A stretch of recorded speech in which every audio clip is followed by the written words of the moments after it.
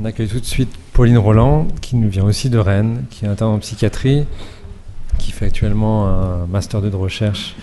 et sa thèse de médecine sur le neurofeedback combiné aussi, EEG-IRM, ici appliqué à la dépression. Merci beaucoup pour ces mots d'introduction. C'est ma toute première présentation, donc je suis très heureuse et honorée de la faire aujourd'hui parmi vous. Mais je vous prie de m'excuser par avance si jamais je perds un petit peu mes moyens pendant la présentation, étant donné que je suis aussi un petit peu intimidée. Le but de cette présentation, c'était donc vous parler en fait dans un premier temps des postulats physiopathes de la dépression qui étaient intéressants d'utiliser dans le neurofeedback. Donc ça va reprendre certains éléments qui ont été déjà dits ce matin. Dans un deuxième temps, discuter un petit peu en effet de ce qui avait été fait dans la littérature sur la dépression unipolaire, dans un premier temps avec un neurofeedback EEG et dans un deuxième temps avec un neurofeedback IRM, et ensuite les quelques données qu'on a actuellement sur justement le couplage EEG-IRM dans la littérature. Et enfin, je vous parlerai du protocole de neurofeedback qu'on est en train de mettre en place avec Jean-Marie Bataille à Rennes, dans la dépression unipolaire, justement avec un objectif de neurofeedback bimodal. Donc d'abord, quelques éléments sur la dépression. Donc la dépression, comme vous le savez, est une maladie qui est grave, sévère et qui touche près de 350 millions de personnes dans le monde, avec une gravité qui réside surtout dans la récidive en fait, chez ces patients. On observe qu'après un premier épisode, les patients ont 60% de risque de récidive et ce risque s'accroît avec, au troisième épisode, 90% de récidive chez ces patients. Donc ça pose un petit peu la question justement de ce qu'on appelle des cicatrices cognitives qui pourraient persister après chaque épisode chez nos patients. Et on observe à chaque récidive de moins en moins de facteurs explicatifs environnementaux ou exogènes et des dépressions qui paraissent de plus en plus spontanées ou endogènes, si on doit faire la différence entre les deux. Donc ça, c'est un petit peu la théorie du killing, qui est traduite en français par la théorie de l'embrasement, à savoir justement qu'un épisode dépressif pourrait laisser ces cicatrices cognitives et pourrait sensibiliser les patients à la récidive et les rendre vulnérables à de nouvelles dépressions. Donc un petit peu avec la métaphore d'un feu qui persisterait et qui courrait et qui pourrait embraser du coup une autre récidive. Ça, c'est quelque chose qui est assez bien décrit également en utilisant le modèle de Beck. Donc Beck qui a en effet fait toute une théorie autour de la dépression, notamment des troubles cognitifs qui pouvaient être observés dans la dépression, avec l'idée que les patients dépressifs intériorisaient des schémas cognitifs avec des troubles qui pouvaient se manifester sur tout ce qui était des déficits attentionnels, mais également des biais de traitement de l'information, avec des biais de négativité et une incapacité à traiter correctement les informations émotionnelles. Et donc on observe en fait finalement cette persistance de troubles cognitifs même chez des patients qui sont en rémission et qui sont guéris,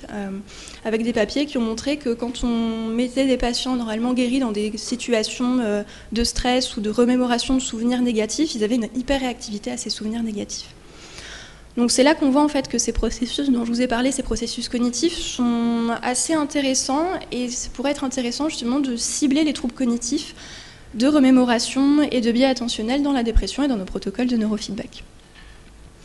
Alors si on s'intéresse justement, c'est des notions qu'on a un petit peu abordées ce matin, mais à tout ce qui est connectivité cérébrale, il y a une revue de la littérature qui est assez intéressante, qui est faite par Reiner,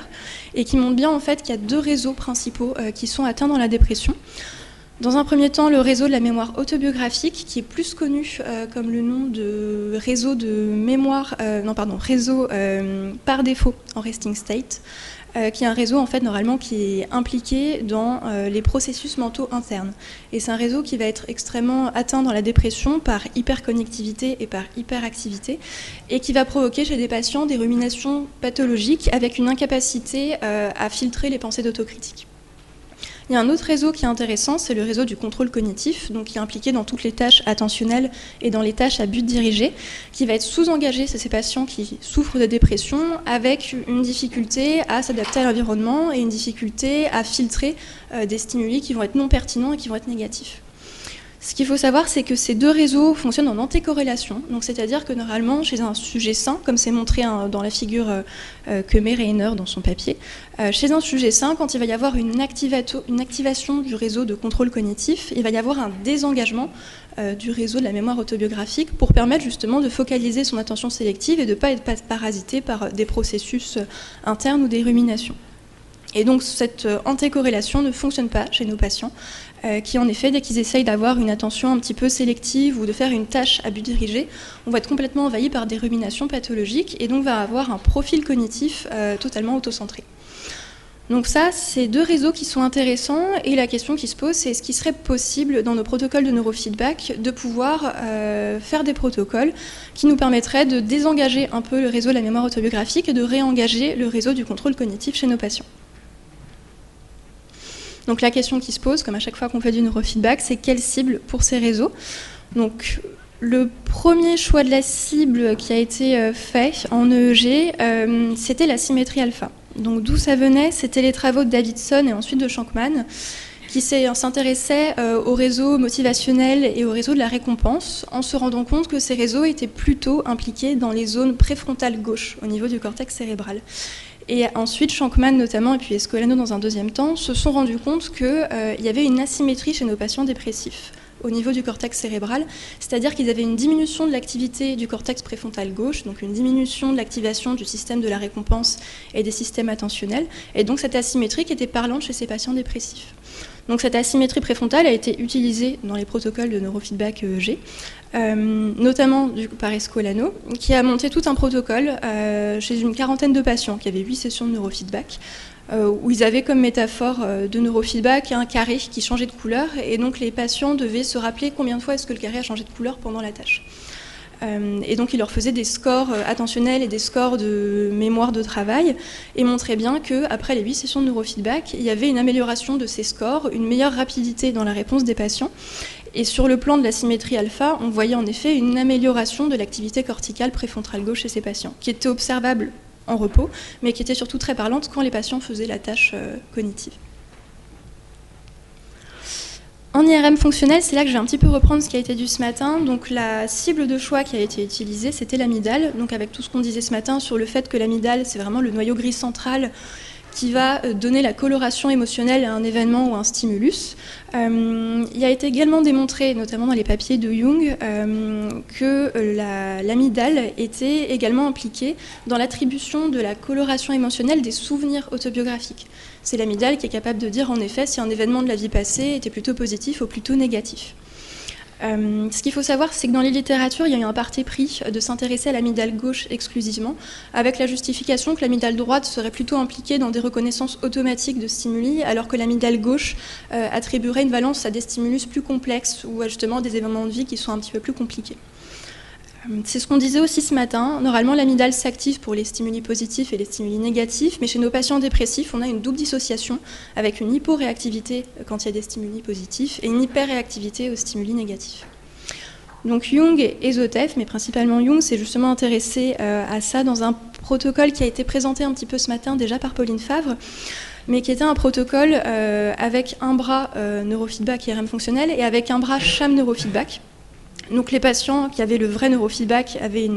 une activité cérébrale qui était centrée sur l'amygdale gauche, et les patients qui faisaient du sham neurofeedback avaient une activité qui était centrée sur le segment ventral du sulcus intrapariétal, avec l'idée que c'est une zone cérébrale qui est impliquée exclusivement dans le calcul mental.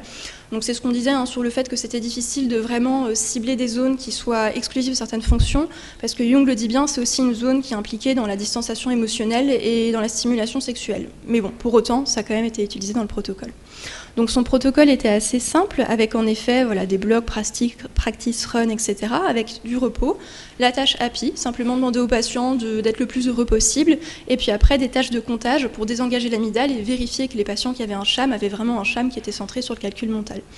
Et avec une métaphore de neurofeedback qui était assez simple, avec ici l'activité maximale atteignable sur une barre fixe, une barre du coup qui variait selon le signal BOLD de l'amygdale, et avec également un indice chiffré qui montrait un petit peu la différence.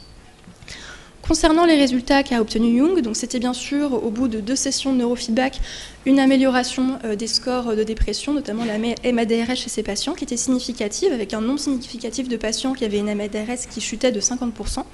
Et elle s'est également intéressée justement au système de la mémoire autobiographique, puisqu'elle utilisait l'amygdale, en montrant qu'il y avait une amélioration de la mémoire autobiographique chez ces patients, ce qui va un petit peu en lien avec le réseau dont on parlait tout à l'heure, avec une capacité à plus facilement se remémorer les souvenirs positifs et à écarter cette tendance à l'hypergénéralité qu'avaient ces patients, et des patients qui arrivaient à avoir des souvenirs plus spécifiques. Alors, quand on essaye de combiner ces deux méthodes, donc ce qui est intéressant, parce qu'on a la résolution temporelle de l'EEG qui est très intéressante et la résolution spatiale de l'IRM fonctionnel qui est très intéressante, ça c'est le papier que vous a présenté Julia tout à l'heure. Donc je ne vais pas forcément m'attarder beaucoup là-dessus parce qu'elle l'a fait beaucoup mieux que moi, mais c'était en effet le travail de Lorraine Perronnet, qui était dans l'unité visage à l'INRIA, sur la faisabilité de combiner les deux signaux et qui avait bien mis en évidence que chez des patients sains, les critères radiologiques étaient positifs et en faveur de la combinaison des deux systèmes avec un recrutement cérébral qui était supérieur en bimodal par rapport à l'unimodal, que ce soit EEG ou que ce soit IRM fonctionnel. Il y avait également tout un effort qui était fait autour de la métaphore qui était intéressant, à savoir d'utiliser une métaphore bidimensionnelle, puisqu'on avait un neurofeedback bimodal, avec quand les patients étaient en EEG, une balle qui se déplaçait de haut en bas, quand ils étaient en IRM seul, une balle qui se déplaçait de haut à gauche, et quand on avait le bimodal, justement, cette balle qui pouvait aller jusqu'en diagonale, avec l'objectif pour le patient d'atteindre le coin supérieur droite où il y a le petit carré rouge. Alors ça, c'était sur des sujets sains et sur des tâches motrices, mais on a quelques données quand même sur le couplage dans la dépression. C'était les travaux pareils de Jung et Zotef, qui ont fait chez sujets sains une tâche émotionnelle, avec toujours un petit peu le même schéma que Jung, avec voilà, du comptage, du resting state, etc. En montrant bien qu'il y avait une faisabilité qui était possible chez ces patients. Ce qui peut être reproché un peu à cette étude, c'est la métaphore de neurofeedback, puisqu'il y avait, comme sur la première étude de Jung, sur la droite, le neurofeedback qui était centré sur l'IRM, sur la gauche, le neurofeedback qui était centré sur l'EEG, et avec finalement énormément d'informations, avec des patients qui avaient à droite et à gauche des barres qui bougeaient de façon assez aléatoire, et ça posait un peu la question de la charge cognitive, en sachant que c'est aussi un protocole qui durait plus de 50 minutes pour ces patients. Donc c'est un petit peu ce qu'on peut leur reprocher sur le plan méthodologique, mais ils ont bien montré la faisabilité de la tâche attentionnelle chez ces patients. Si je vous parle maintenant du projet qu'on met en place avec Jean-Marie Bataille, donc comme on a dit tout à l'heure, chez nos patients dépressifs, il y a une altération de la remémoration des souvenirs positifs, avec une atteinte à la fois de la dimension émotionnelle et de la dimension attentionnelle. Sur la dimension émotionnelle, on a montré dans la littérature que l'amygdale était une cible de choix dans l'IRM fonctionnel, et surtout ce qui était les tâches attentionnelles, et Scolano avait bien montré que la symétrie alpha était une tâche pertinente. Et grâce à Zotef, on a aussi la notion que ces deux techniques peuvent être combinées pour des protocoles de neurofeedback. Donc c'est ce sur quoi on va se lancer avec notre question scientifique qui est de savoir s'il y a un intérêt chez nos patients dépressifs à faire du bimodal, donc avec un schéma expérimental qui va être assez simple. Un bras d'une quinzaine de patients qui aura de l'IRM fonctionnel seul, une quinzaine de patients qui aura de l'EEG seul, et enfin une quinzaine de patients qui bénéficieront du bimodal. Avec la question qui avait déjà été un petit peu évoquée ce matin, sur est-ce qu'on va avoir une population de patients répondeurs. C'est un petit peu le travail de François Vialat qu'on reprend, savoir si les patients mindful vont être plus répondeurs, si les patients anxieux vont avoir plus de difficultés, et si les patients affins à la technologie sont en effet des patients qui sont intéressés par le neurofeedback. Là, on va essayer d'être originaux, c'est par rapport à notre métaphore. On va essayer de tester un nouveau modèle de métaphore avec l'idée qu'il serait intéressant de faire une métaphore qui soit vraiment individuelle à chaque patient et qui soit en lien avec nos hypothèses. Donc, comme on le disait, dans la dépression, il y a un trouble des tâches attentionnelles. Et donc, on voudrait en fait demander aux patients de venir nous voir avec une photo d'un souvenir autobiographique qui est positif. Et c'est cette photo qui serait le neurofeedback qu'on renverrait aux patients. Alors de quelle façon? En fait, on va essayer de corréler d'une part les tâches attentionnelles à la symétrie alpha et à la netteté de la photo, et d'autre part la tâche émotionnelle au signal Bold de l'amygdale et à la couleur de la photographie. Donc là, ça serait vraiment un neurofeedback bimodal, avec un patient qui verrait la netteté fluctuer quand il arriverait à se concentrer sur sa tâche attentionnelle, et il verrait la couleur fluctuer quand il arriverait en effet à se remémorer de façon positive le neurofeedback. Donc voilà, ce qui est assez ambitieux, qui pose pas mal de questions pratiques, mais on va bien sûr essayer de tester cette métaphore avec l'idée qu'on va faire une étude pilote sur sujet sain, en proposant aux patients des blocs où il y aura le système de jauge bimodal qui est assez simple, et ensuite quelques blocs avec cette métaphore, voir si cette métaphore est relativement applicable, si les patients arrivent à la faire ou si finalement ils sont toujours dans le gris et dans le flou, et voir en termes de régions cérébrales, est-ce que ça active suffisamment en effet les régions cérébrales par rapport à la jauge qui est plus simple. Donc par rapport à nos critères de jugement, on essaye d'être assez reproductible par rapport à la littérature qui a déjà été faite. Donc on va faire comme Jung et comme ce qui avait été fait avant, on va s'intéresser au score de MADRS avec un follow-up à un mois et demi après la fin du protocole pour voir s'il y a une persistance des effets ou non, avec l'évaluation de la sensibilité à les récompenses, du biais de négativité, de l'état émotionnel, aussi de l'impression subjective du patient par des autoquestionnaires. Et aussi justement en s'intéressant à la mémoire autobiographique comme cela avait déjà été fait par Jung avant. Donc ce que je vous disais tout à l'heure, on va s'intéresser au profil de patient répondeur et on va également faire du resting state avant et après pour voir si on arrive à mettre en évidence des corrélats ou des marqueurs biologiques particuliers. Donc ça va être un peu notre schéma expérimental de l'étude qui risque de bouger un peu selon les financements, j'espère dans le bon sens. Le principe, c'était de pouvoir faire 5 séances pour chaque groupe de patients. Un petit peu décalé dans le temps pour leur laisser le temps de maturer l'apprentissage, avec du resting state avant et à la fin, et en effet le follow-up. Sur le profil de nos patients, on va prendre des patients avec une MADRS qui serait au moins à 15, sans se fixer de plafond supérieur, en sachant qu'on va quand même essayer d'écarter déjà les patients qui ont une dépression bipolaire, parce que c'est ce qui avait été extrêmement bien dit ce matin, c'est pas forcément les mêmes patients, et pas forcément les mêmes réseaux et les mêmes profils de dépression. Écarter les patients qui sont en crise suicidaire aussi,